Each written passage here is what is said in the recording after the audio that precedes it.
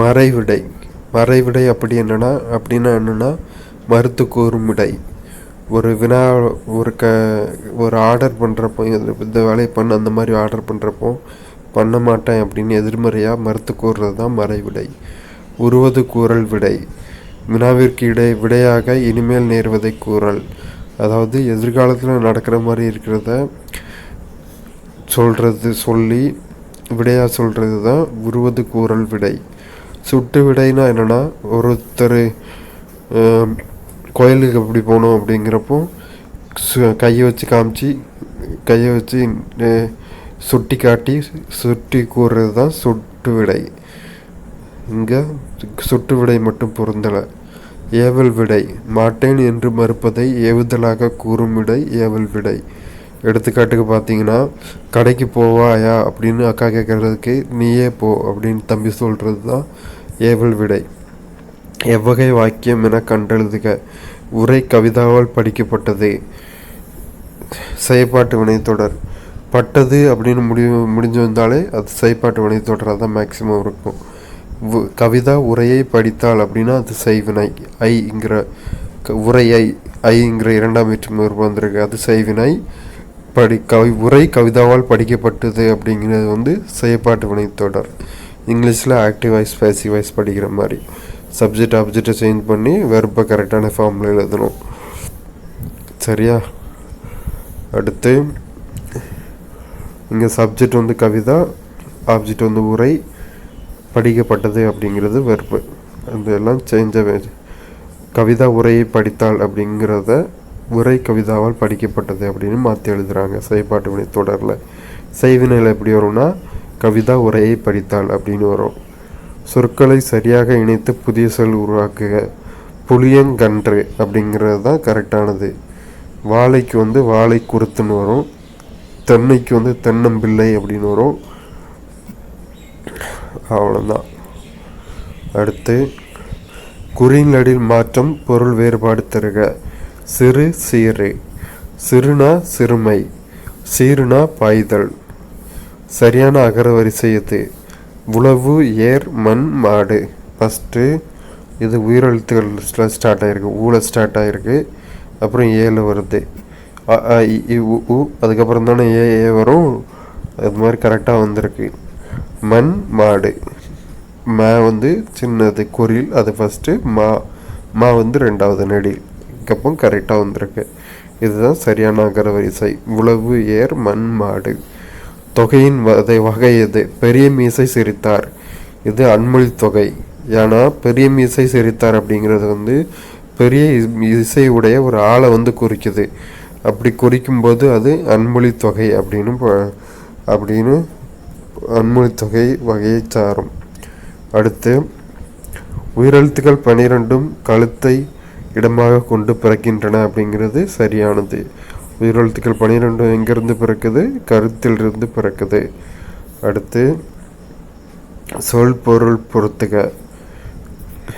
எளிது ஆப்போசிட் அரிது. ஈதல் ஆப்போசிட் ஏற்றல். அந்நியர் ஆப்போசிட் உறவினர். இரவலர் ஆப்போசிட் புரவலர்.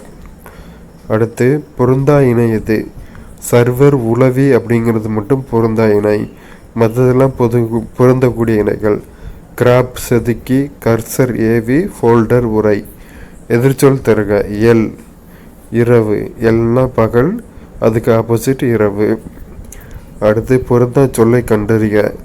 திங்கள்னா மாதம், பகலவன்னா கதிரவன், மெய்னா உண்மை. பொய்மைக்கு ஆப்போசிட் தான் மெய்மை. ஸோ பொருந்தா சொல் பொய்மை மெய்மை தான். அடுத்து வலுவற்ற தொடரை காண். சிற்பி சிலையை வணைந்தான். இதுதான் கரெக்டு. வணைந்தான் அப்படிங்கிறது தான் சிலையை வார்ப்பு பண்ணுவாங்க. வணைந்தான் அப்படிங்கிறது தான் கரெக்டு. சிற்பி சிலையை வணைந்தான். அடுத்து ஜிகேல உள்ள கொஸ்டின்ஸ் பார்க்கலாம். மெடோஸ் டெய்லர் மஹ்மத் கவானின் மரணம் பாமினி ஆட்சியின் முடிவின் ஆரம்பம் என்று கருதினார். அடுத்து பின்வருவனவற்றை பொறுத்துக.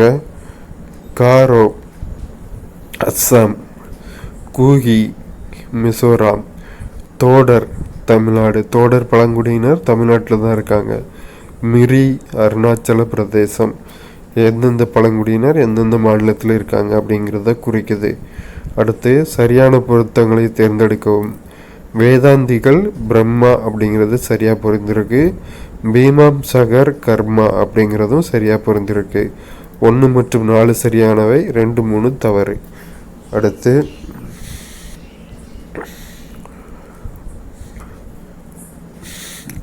ஹப்பனிங் 1960 சட்டவிரோத கருக்கலைப்பு பற்றி பிரெஞ்சு நாடகம் சிறந்த திரைப்படத்திற்கான கோல்டன் லயன் விருது எங்கே வழங்கப்பட்டதுன்னு கேட்டிருக்காங்க. வெனிஸ் நகரத்தில் தான் கொடுத்துருக்காங்க. அடுத்து இவற்றில் எது வட சிக்கிம் மாநிலத்தில் உள்ள டிசோங்கு எனுமிடத்தில் டிசம்பர் 2021 மாதத்தில் கண்டறியப்பட்ட பட்டாம்பூச்சி இனம்? சாக்லேட் ஓர இறக்கை பட்டாம்பூச்சி.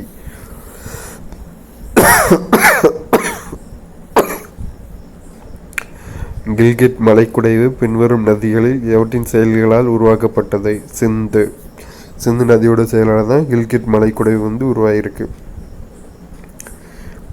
அடுத்து 1917 இந்திய தேசிய காங்கிரசின் தலைவராக அன்னி பெசன்ட் தேர்ந்தெடுக்கப்பட்டார். அவர் எந்த கூட்டத்திற்கு தலைமை தாங்கினார்னா கல்கத்தா கூட்டத்திற்கு.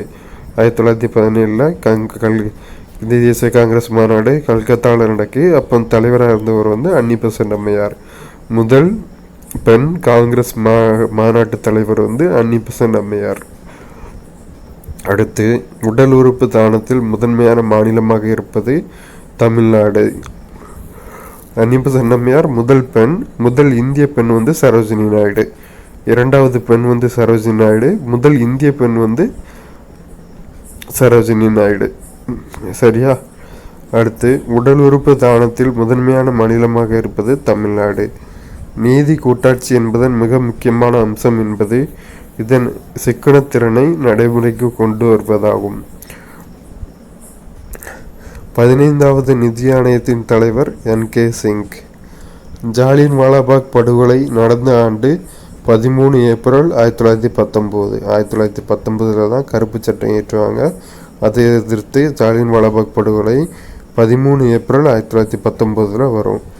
அதே மாதிரி தண்டி யாத்திரை 12 ஏப்ரல் 1930 சபர்மதி ஆசிரமத்திலிருந்து மார்ச் 6,